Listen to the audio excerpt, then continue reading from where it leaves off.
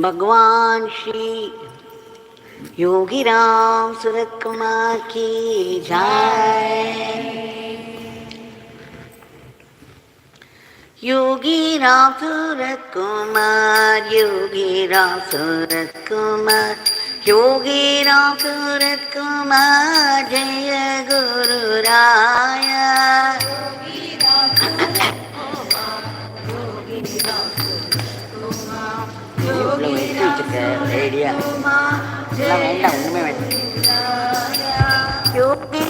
Surat Kumar, Yogi Ram Surat Kumar, Yogi Ram Surat Kumar, Jai Guru Raya. Yogi Ram Surat Kumar, Yogi Ram Surat Kumar, Yogi Ram Surat Kumar, Jai Guru Raya.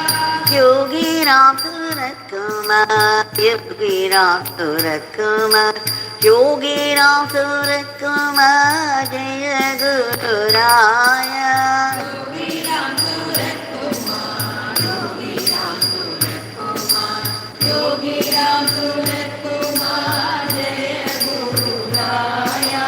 Yogi Ram Surat Kumar, Yogi Ram Surat Kumar, Yogi Ram Surat Kumar, Jai Guru Raya.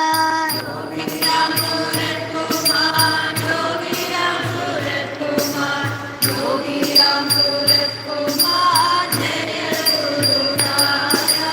Ram Ram Ram Ram Ram Ram Ram Ram Ram Ram Ram Ram Ram Ram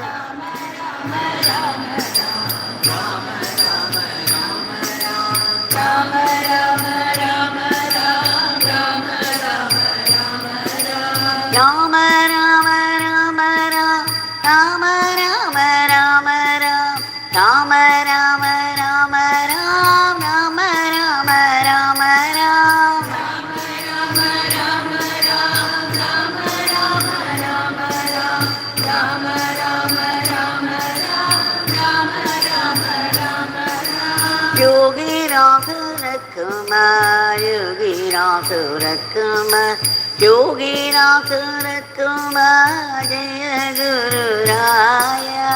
Yogi Ram Surat Kumar, Yogi Ram Surat Kumar, Yogi Ram Surat Kumar, Jai Guru Raya.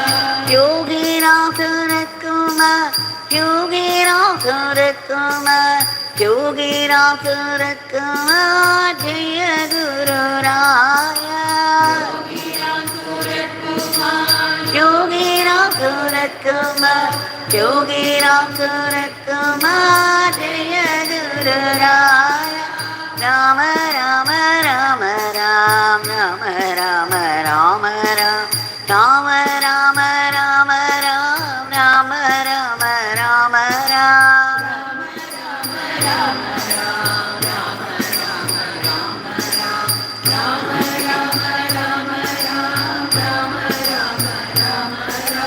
Ram Ram Ram Ram Ram Ram Ram Ram Ram Ram Ram Ram Ram Ram Ram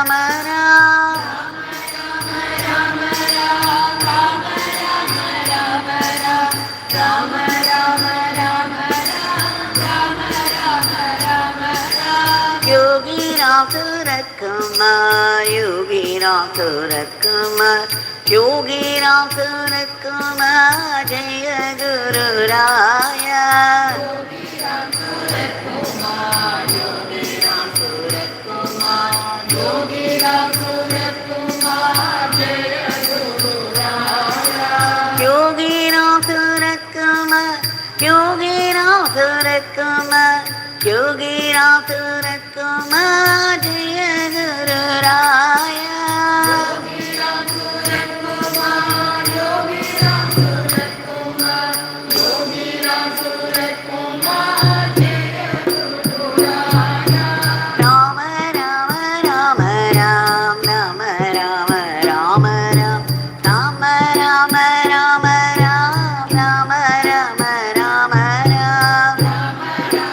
Ram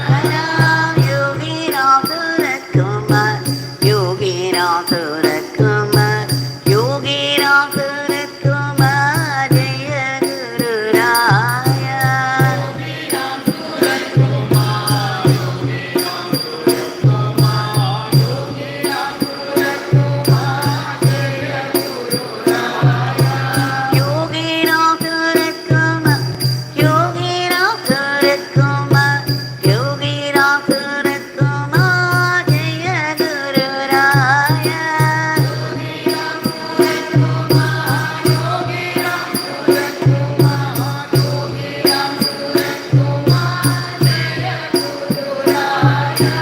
Rama Rama Rama Ram, Rama Rama Rama Ram, Rama Rama Rama Ram, Rama Rama Rama Ram.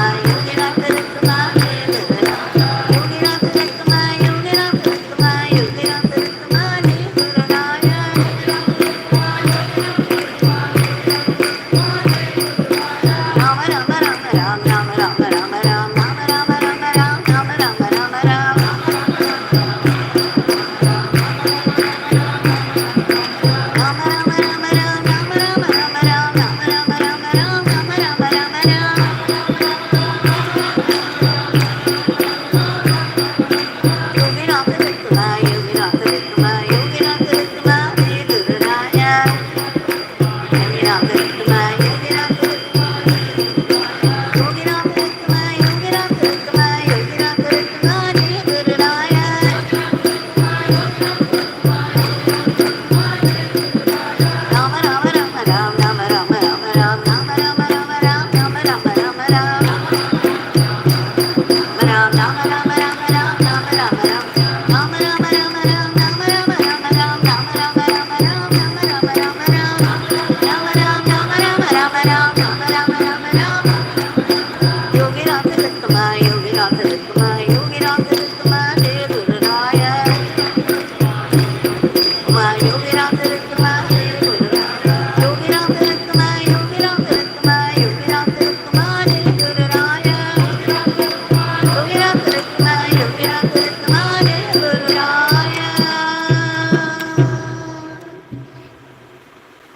Rama Rama Rama Ram Rama Rama Rama Ram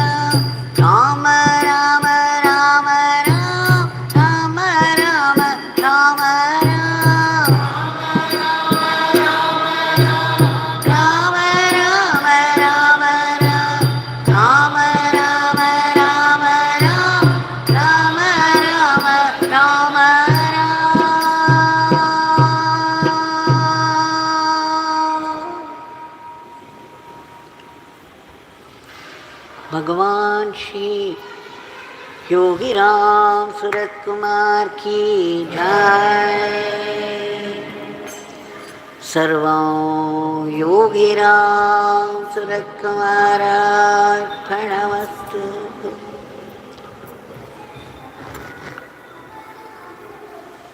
It's a great fortune that we have been blessed with these singing sessions when, if you are sensitive enough, you could even see Bhagavan coming out of the murti and dancing around. It's no small grace. We must know how fortunate we are to be able to come here to the ashram, to be able to sit here in his powerful presence and to sing his powerful nama. Let us be grateful to him for all this.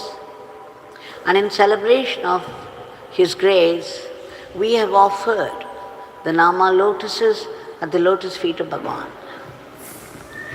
We have been going through some of the stories that were read out to Bhagavan whenever Bhagavan felt that we should learn it. Many stories came in Kalpataru magazine and sometimes in Ramakrishna Vijayam and other magazines, but always when he asked us to read out as though he wanted to listen to it, we all knew it carried some lesson or the other for all of us. Now there was a story in Kalpataru, Kalyana Kalpataru, about a war between the Devas and Asuras. In those days, long back, thousands of years back, in the Puranic time, there was always this enmity between the Devas, they are called the Suras, and Asuras, the Rakshasas, the evil forces, between the virtues and the evil forces. In those days it was outside between Devas and Asuras, and later in the Mahabharata age, the good forces and the evil forces were in the same family. Like they were cousins, the Pandavas and Kauravas were cousins. So it was in the family. Now in Kali Yuga, this is the dark age. The both forces, both evil and the virtuous, they are in our own mind. Just see how the degradation comes down. That in the beginning it was Devas, very powerful beings, and Asuras who had also the strength of their tapas and yet given to evil ways. And they were far removed. Devas' world was up there and the Asuras lived in the underworld. And later, in one family, Pandavas, the good forces, only 5, but the evil forces 100, always larger in number. Now of course, every mind has this Mahabharata war going on inside. Both evil and the virtuous are inside our own mind. Now the story, as the story goes, it was, always Indra, the leader of the Devas, had insecurity, always felt that there was a threat to his seat, that is, the seat of the leader. Especially the Asuras were after it. And there was one particular Asura known as Vriddhasura. He was a great bhakta of Mahavishnu, like Mahabali Chakravarti. He was also a great devotee. He had more wisdom than the Devas in certain aspects, and yet he was still Asura. So he had Asuric qualities also. Like when you keep a Shivaling, the Sanctum Sanctorum, of course, it is very powerful and it is able to grant our prayers, everything. And yet, it is still stone, it's made of stone, and the stone qualities will be there. Those who do Abhishekam would be able to feel the stone quality of the linga. Like that, likewise, the Asuras also had great tapas, but they always did tapas from their ego self. They always wanted to prolong their life. They always wanted to be the most powerful in all the worlds, so that they could even go over the Devas. This Vriddhashra, he had many boons because he was a great tapasvin, but still he was a Rakshasa. And so he had to be killed because he was a great threat to Indradeva. So a war started, but many times Devas kept failing. The Rakshas had more power, and finally they decided, because of the boons Vriddhasura got, Indradeva understood that he was not powerful enough to kill him. So they all went to Lord Shiva, who had given some boons to Vriddhasura, and they wanted Lord Shiva to do something. Lord Shiva said, yes, he has a great tapobala. It will be very difficult to kill him, but there is still one way out. If you find someone who is the very embodiment of tapasya, who is also an embodiment of tyaga, sacrifice, who is ready to kill himself in order to give his backbone, out of which you can make a weapon. And that weapon is capable of killing this Vriddhasura. They all knew immediately, and Lord Shiva himself suggested Dadichi Muni. They all rushed to him and prayed, hey Munivar, you please, we do not know how to ask you, how to bring ourselves to say this, but we want your backbone. We want to make a weapon out of your backbone so that we could kill this Vriddhasura who is doing havoc with all his boons from the gods. Datichi was only too willing because he thought, anyway, this body is only matter. This is going to die one day. I have to drop this body one day or the other.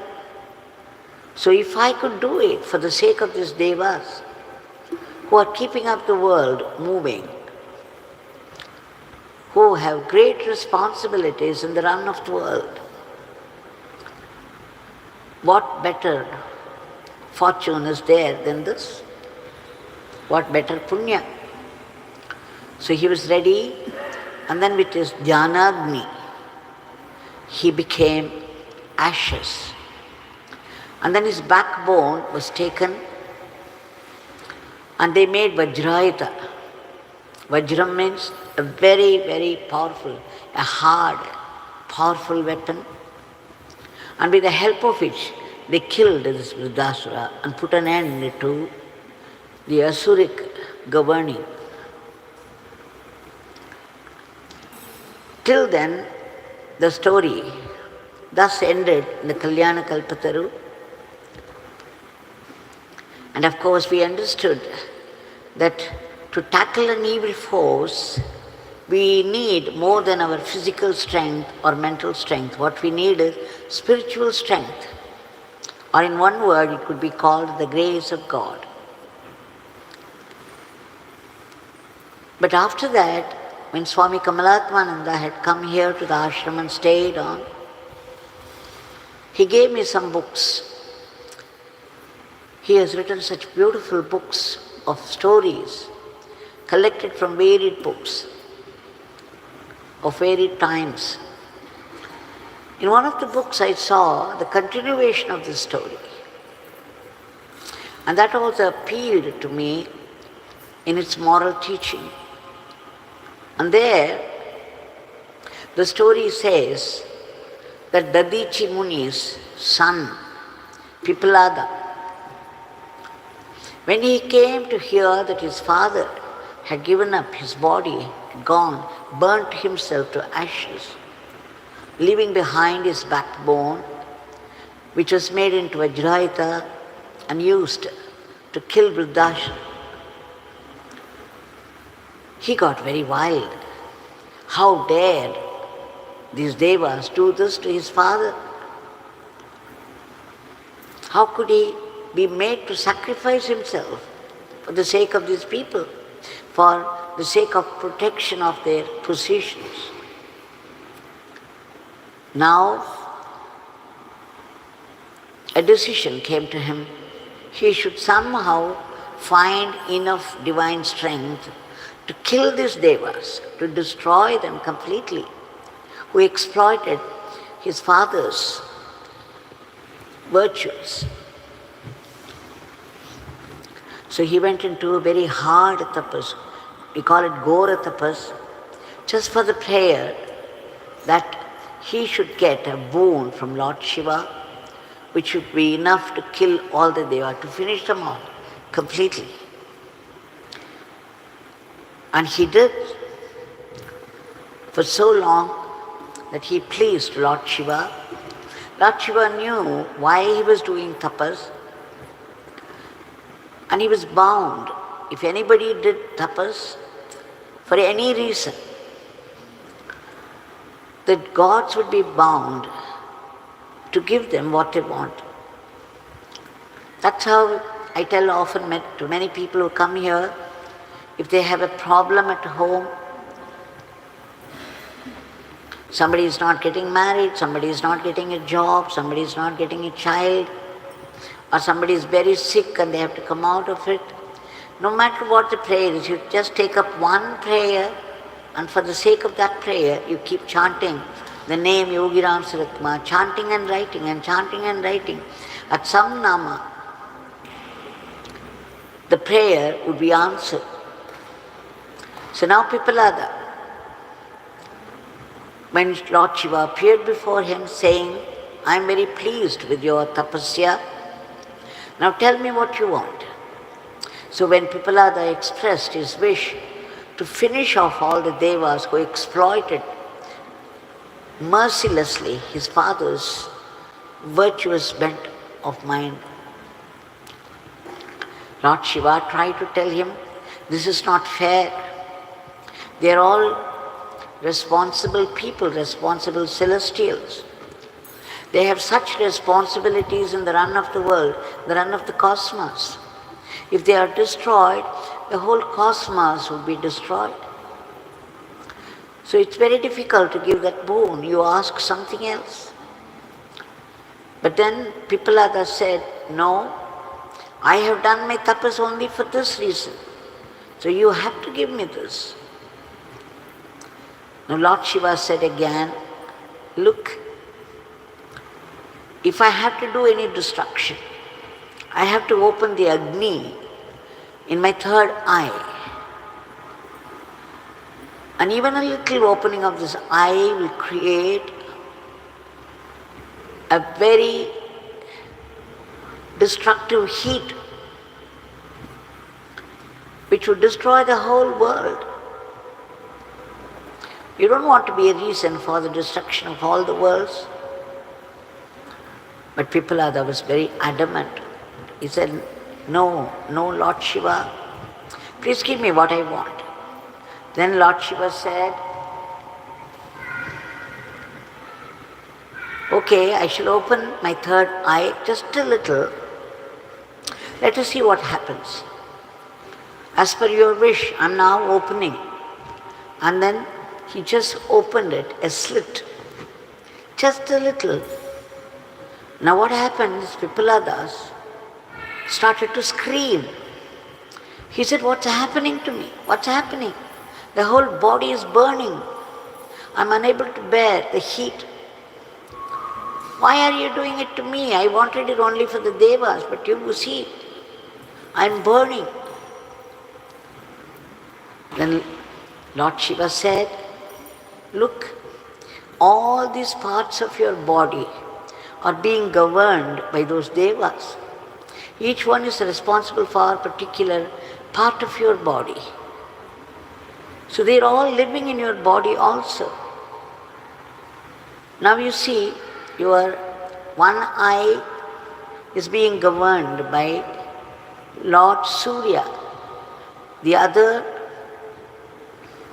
is protected by Chandra, the moon. And your hands, your limbs are protected by Lord Indra. So each devata is in charge of a particular part of your body. So when I let out this heat as per your wish, now this is burning the devatas in your body. And so you have to feel the burning of your body also. You will be destroyed too. So this is the continuation of the story, which I found very interesting, which has a moral teaching. What? If you want to do something harmful to somebody, the first harm would fall upon you. We have a saying in Tamil, Keduvan, Kedu Ninaipan. Kedu Ninaipan, Keduvan. The one who wants to do harm to others will be harmed before anyone else. This is what happened to Pipalada. Especially we saw some 2 days back how Rishi Durvasa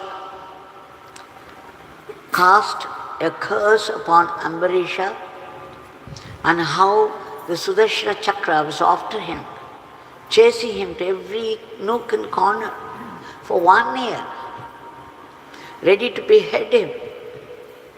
So this is what happens. Our good thoughts will please the devatas, our bad thoughts will become harmful to ourselves in the first place. So this is the moral teaching.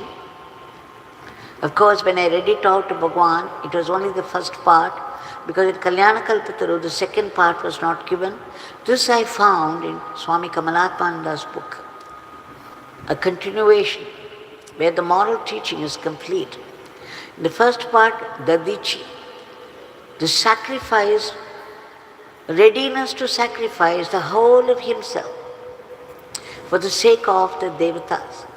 The second, his own son was ready to sacrifice himself for the destruction of the same devatas. Just see the contrast and the effect. Now we shall offer our today's prayer at the lotus feet of Bhagwan, with the hope that any prayer that we make here, the powerful shrine, will be realized sooner or later, and let's hope it's sooner than later.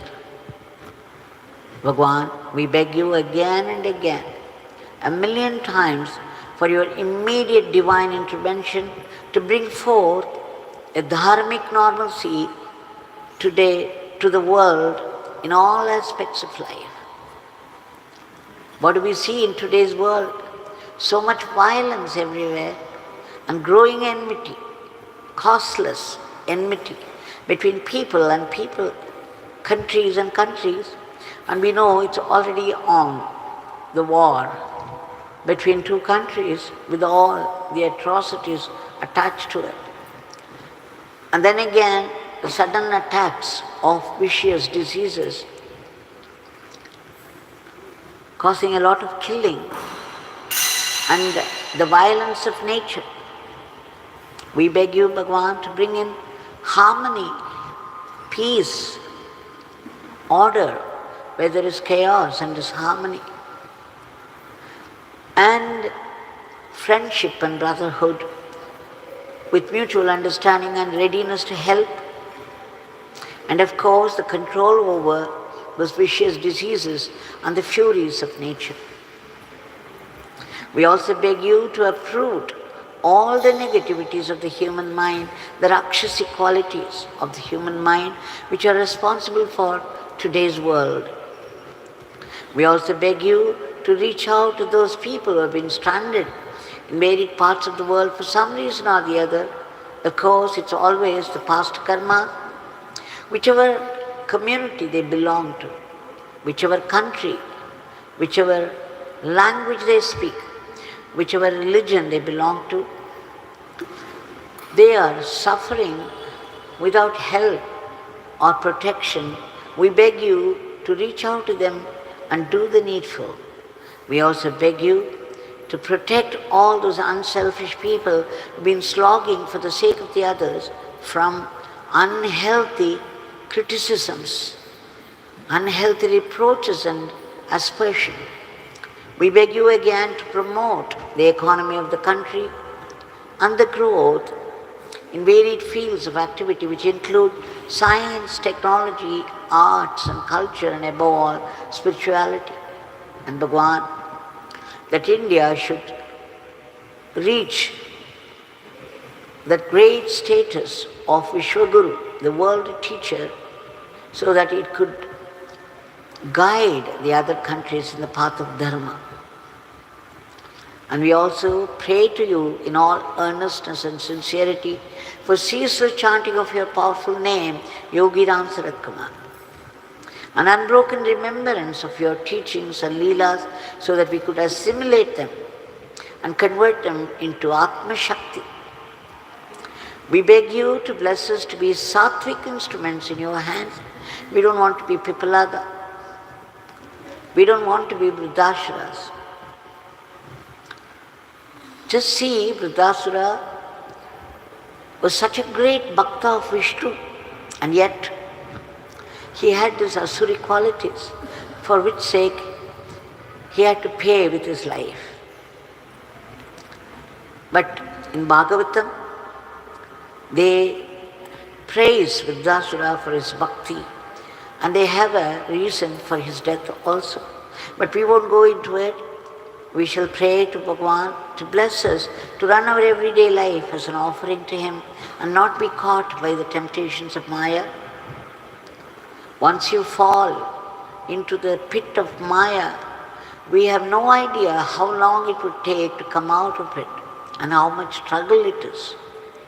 And Bhagavan, we pray to you for that state, that supreme state of yours, the state of bliss and peace, but then we need to be purified. We take refuge in your powerful Nama and ceaseless chanting of it with ananda, with great joy. We also take refuge in joyful service, be it small or big, any work. If we do it in the attitude of worship, the whole lot would become our Atma Shakti.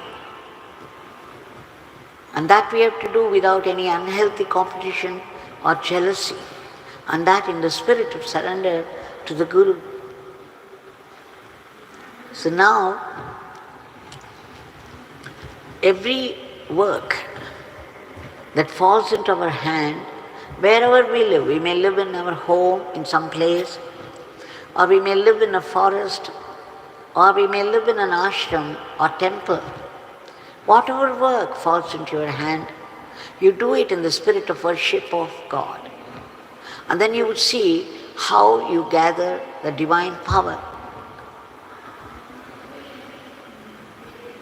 And now, finally, we seek your blessings to be able to practice acceptance of whatever life brings to us, be it a joy or sorrow. Coming from you, it can only be a great blessing, and it's meant for our spiritual growth and closer kinship with you. As we grow more and more pure, we will be able to detect the pulsating, vibrant, living presence of God everywhere and in everything. And Bhagavan, please bless us to be able to see your sankalpa, your will behind all the happenings of the world. And more importantly, we beg you to bless us to be able to detect that hidden grace even in the most devastating experiences of life. When some bad karma begins to play up, we get an attack. We collapse, we resent God, and we put the blame on everyone else for our own failures. And we try to move away from God. But then our Bhagavan has promised those who chant His name and do His seva, His Father would convert all the difficulties into great blessings. So let us learn to be grateful to Him even for the adversities of life.